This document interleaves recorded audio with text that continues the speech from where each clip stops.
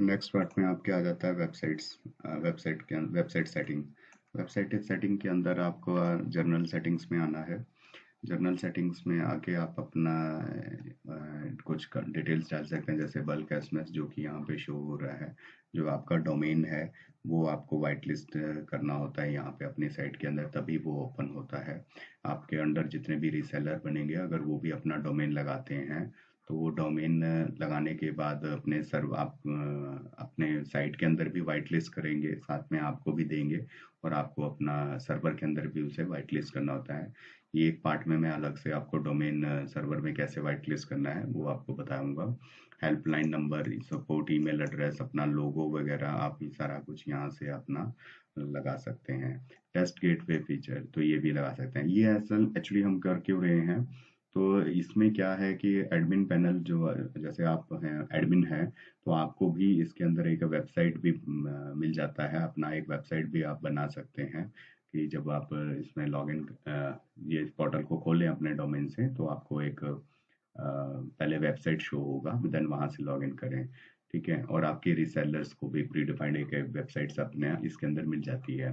तो अगर आप अपना वेबसाइट लगाना चाहते हो फ्रंट पे तो आपको इसका पेज को पूरा डिजाइन करना पड़ेगा, बनाना पड़ेगा। ठीक है, तो ये कुछ इसके टेम्पलेट्स रहते हैं। तो यहाँ टेम्पलेट वाले ऑप्शन में अगर मैं आऊँ तो इस तरह की आप अपनी साइट्स रख सकते हैं। कुछ टेम्पलेट्स ऑलरेडी इसमें दे रखे हैं। ठीक है, और डिफ़ॉल्ट टेम्पलेट्स इसमें आप यूज़ करके अपना साइट तैयार कर सकते हो। तो अब हम इसमें नेक्स्ट देख लेते हैं साइन अप सेटिंग। पहले तो जर्नल सेटिंग को एक बार में प्रॉपर कि आपने ये सारी डिटेल लगा देनी है। ठीक है, साइट की सेटिंग कर देनी है, अपना कंपनी नेम हो गया वो यहाँ पे शो हो जाएगा, डोमेन लगाना है जो वाइट लिस्ट होगा, हेल्पलाइन नंबर डाल देना है, सपोर्ट का ईमेल आईडी, लोगो वगैरह लगा लेना है, ये पेजेस का अगर लिंक है तो वो लगा लेना है आपने। टेस्ट अवर गेटवे आपका जो साइट बनता है उसके अंदर एक फंक्शन बन जाता है कि कोई भी आपका एक फंक्शन निकालना चाहता है, टेस्ट करना चाहता है तो वो हो सकता है। बट इसमें डीएलटी का भी बनाया नहीं हुआ है पार्ट। ये अगर आप इंटरनेशनल कोई लाइन है अगर वो लगाना चाहें जिसमें आपको टीएलबी पैरामीटर पास ना करना रहे तो नहीं करना होता, और सीधा ऐसे ही विदाउट टीएलबी पैरामीटर्स निकालना चाहते हैं तो ये टेस्ट गेटवे वाला पार्ट काम करता है। और वैसे भी ये होना भी, क्योंकि अगर आपका पोर्टल इंटरनेशनल है तो आपको एक इंटरनेशनल लाइन ऐसा लेना रहेगा जिसके अंदर आप इंडिया में हो या किसी भी कंट्री का निकाल सकेगा। अगर आपने सिर्फ और सिर्फ इंडिया का लगाया और बाहर का कोई कस्टमर अपना टेस्ट गेटवे यूज करके देखता है तो उसको मैसेज नहीं आएगा, तो उसको लगेगा कि सर्विस खराब है। तो इसमें आप प्रॉपर लगा सकते हो कि कौन सा रूट से मैसेज निकले, वो रूट सेलेक्ट करना, उसका सेंडर आईडी सेलेक्ट करना और मैसेज कंटेंट क्या हो जब भी वो अपना नंबर डाल के टेस्ट करे तो उसके पास इमीडिएटली क्या मैसेज आ जाए, तो वो मैसेज कंटेंट आपने यहाँ पे रख लेना है। साइन अप सेटिंग क्या होता है कि अगर बाहर से ही कोई यूजर अपने आप को प्रिपेयर कर ले, गाइडलाइन ये रहती है कि आप साइन अप सेटिंग को बाहर से अनेबल मत कीजिए, सिक्योरिटी पॉइंट ऑफ व्यू से बंद ही रखिए। अननेसेसरी यूजर्स हमने प्रैक्टिकली देखा है कि काफ़ी अकाउंट्स बन जाते हैं, बट सबके ऊपर अपना अपना व्यूज़ है इसके ऊपर, अगर आप रखना चाहें तो रख सकते हैं। तो नोटिफिकेशन क्या जाए उसको, ये सारा कुछ आ जाता है इसके अंदर। ईमेल से नोटिफिकेशन ऐसा है, पासवर्ड्स की नोटिफिकेशन हो गया, और जब वो बाहर से एक यूज़र बनेगा तो जो उसको नोटिफिकेशन अगर एसएमएस के थ्रू जाती है तो एसएमएस में कौन सा रूट होगा, कौन सा ये रहेगा, ये सारा कुछ आएगा। बट डीएलटी इसके अंदर इनेबल्ड नहीं है। डीएलटी का पार्ट अगर आप रखना है तो वो अलग से रहेगा, उसको बनवाना पड़ेगा। और होना इसमें वैसे यही चाहिए कि इंटरनेशनल ऐसी लाइन होनी चाहिए जो कि डीएलटी वाला नहीं है। इस कारण से इस तरह से रखा हुआ है कि अपना इंटरनेशनल आपको मिल जाती है जिसमें आपको कोई भी कंट्री के अंदर ये मैसेज सबमिट हो जाता है तो वो आपने कॉन्फ़िगर कर देना ताकि उसको वो मैसेज चला जाए। तो जो नया अकाउंट बाहर से बनेगा, बाहर मतलब कि मैं आपको दिखा देता हूँ अभी कि कहाँ पे मिलता है ऑप्शन उसको जो बनेगा। तो वहां से जो बनेगा तो बाय डिफॉल्ट उसको कितने मैसेज मिले जो कि वो डिफॉल्ट यूज कर सके अपना एज अ डेमो, और कितनी देर की वैलिडिटी मिले, तो 1 मंथ की होनी चाहिए और 10 क्रेडिट 20 क्रेडिट इस तरह से ही आप रखेंगे। तो मेन अभी बात कर लेते हैं इसको, ये कहाँ से मैं साइन अप की बात कर रहा हूँ। तो मैंने यहाँ फॉरवर्ड गया तो क्लिक टू, यहाँ पे आपको रहेगा कि क्रिएट अकाउंट में। तो जब वो यहाँ से अकाउंट बनाता है, अपने आप को रिसेलर बनाता है या क्लाइंट बनाता है, तो उस केस में ये सारी चीजें इंप्लीमेंट होंगी जो मैं आपको अभी बता रहा हूँ कि बाहर से बनेगा अकाउंट जिसको मैं बोलना चाह रहा हूँ। तो वो ये चीज़ है कि मैं यहाँ से जब लॉगिन बॉक्स है तो यहाँ पर मैंने क्रिएट अकाउंट में गया हूँ।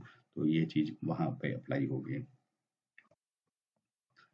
नेक्स्ट, तो अभी तक क्या हो रहा है कि जब भी मैं लॉग आउट कर रहा हूँ, लॉगिन कर रहा हूँ, तो लॉगिन बॉक्स से मैं लॉगिन कर रहा हूँ। तो मैं आ जाता हूँ वही वेबसाइट ब्रांडिंग में, तो यहाँ पर होम के अंदर आ जाता हूँ। तो ये आ गया पेज कंटेंट, मुझे तैयार करना है कि पेज का कंटेंट क्या बनाना है। तो सबसे पहले तो अभी मैंने सिंपल लॉगिन बॉक्स रखा हुआ है। तो अब मैं एक वेबसाइट पे आ जाता हूँ। तो पहला ऑप्शन है यहाँ पर कस्टम व्यू। तो कस्टम व्यू ये बैनर्स वगैरह साइट पे लगाने वाली ऑप्शंस हैं। पहले मैं कस्टम व्यू में लगा के सेव कर देता हूँ। तो चेंजेस हो गया सेव। अभी मैं लॉग आउट करता हूँ इसको यहाँ पे, और दोबारा से साइट को ओपन करता हूँ, यूआरएल को लगा के हिट करता हूँ। हिट करते हैं तो अब हमारे पास जो लॉगिन होगा वो सिंपल, पहले लॉगिन बॉक्स नहीं आएगा, पहले इस तरह से प्रॉपर एक ऐप आ जाता है। तो ऐप आने के बाद ये इस तरह से ये पूरा रहेगा। ये आपका लॉगिन का बॉक्स आ गया उसमें। तो इस तरह से एक प्रॉपर ऐप हो गया जिसको आप बाद में अपना हिसाब से कस्टमाइज कर सकते हैं। ठीक है, तो अभी यहाँ पे लॉगिन करते हैं एटीएम एडमिन।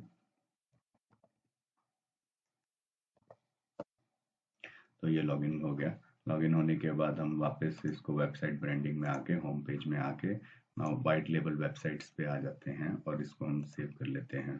तो वाइट लेबल वेबसाइट्स में अगर मैं देखता हूँ लॉग आउट करके साइट खोलते हैं, तो ये यहाँ पर भी एक डिफरेंट तरह की साइट्स आने खुलनी शुरू हो जाएंगी, जिसमें अब हमें यहाँ पर प्रॉपर अपनी साइट को बनाना पड़ेगा। जैसे कि लोगो लगाना, अब यहाँ पे बैनर्स चलने हैं, तो बैनर्स लगाना हो गया। ये जो मैंने आपको दिखाया था टेस्ट अवर सर्विस वाला पेज, जहाँ पे आपका कस्टमर जो है, कोई भी, मैंने जो बताया था आपको इंडियन रूट नहीं रखना, इंटरनेशनल है, तो कोई भी मतलब आप लगा सकते हैं। तो ये नंबर वो रखेगा, और न रखने के बाद वो अगर सेंड करता है तो आपका उसको एक मैसेज चला जाता है, तो सर्विस को टेस्ट कर पाता है। ठीक है, तो इसमें अबाउट अस का पेज हो गया और प्राइसिंग का पेज हो गया, ये सारा आप बनाएंगे। इसके अंदर आपको टेम्पलेट दिया गया है कॉन्टैक्ट। तो टेम्पलेट्स में आप कोई भी टेम्पलेट आप इसमें यूज़ कर सकते हैं, और यूज़ करने के बाद आपको प्रॉपर उसको डिज़ाइन करना रहता है। मतलब पेज तो ब्लैंक आएगा पहले आपके पास। तो मेटा डिस्क्रिप्शन हो गया, पेज हेडर हो गया, कंटेंट पेज में क्या रखना है, बैनर्स क्या रखने हैं, और ये बैनर्स आपने प्रॉपर साइज के आपने लगाने हैं इसके अंदर। ठीक है, तो इस तरह से एक प्रॉपर एक पेज बन जाता है, प्रॉपर एक वेबसाइट तैयार हो जाता है। प्राइसिंग का पेज रखना है आपने, रूट्स के नाम रखना है, ट्रांजिशनल हो गया, प्रमोशनल हो गया, इस तरह से आप रख के अपना प्रॉपर एक प्राइसिंग का पेज बना जाते हैं। और कॉन्टैक्ट के पेज में आप अपने कॉन्टैक्ट इन्फॉर्मेशन देके वो प्रॉपर बन जाता है। तो एक पूरी वेबसाइट तैयार हो जाती है। ये एडमिन और प्लस आपके अंडर जो डाउन में रीसेलर्स आप बनाते हैं उनके लिए ये रहता है। तो नेक्स्ट आ जाता है रिपोर्ट्स में। रिपोर्ट्स का जो सेशन है, जहाँ पर आपका मैसेज, यूज़र जो है मैसेज डिलीवर करता है, मैसेज शूट करता है, तो वो अपना रिपोर्ट्स को चेक कर सकता है यहाँ से कि कौन सा मैसेज रिजेक्ट हुआ, फेल्ड हुआ, या भी ऑपरेटर सबमिट है। तो व्यू डीएलआर, तो अभी ये एडमिन का पार्ट है, तो एडमिन के अंदर ही हम व्यू डीएलआर का ऑप्शन हमें मिल रहा है। शेड्यूल्ड एसएमएस, जो भी मैसेज शेड्यूल में लगे होंगे जो आगे जाके निकलने हैं, तो वो यहाँ पे आपको व्यू करेंगे। और रिपोर्ट्स के अंदर या अलग है, ये आपकी एसएमपीपी जो आउट आप करते हैं उसका रिपोर्ट का सेशन आ जाता है। तो इसको हम नेक्स्ट आगे कवर करेंगे इस रिपोर्ट वाले पार्ट को।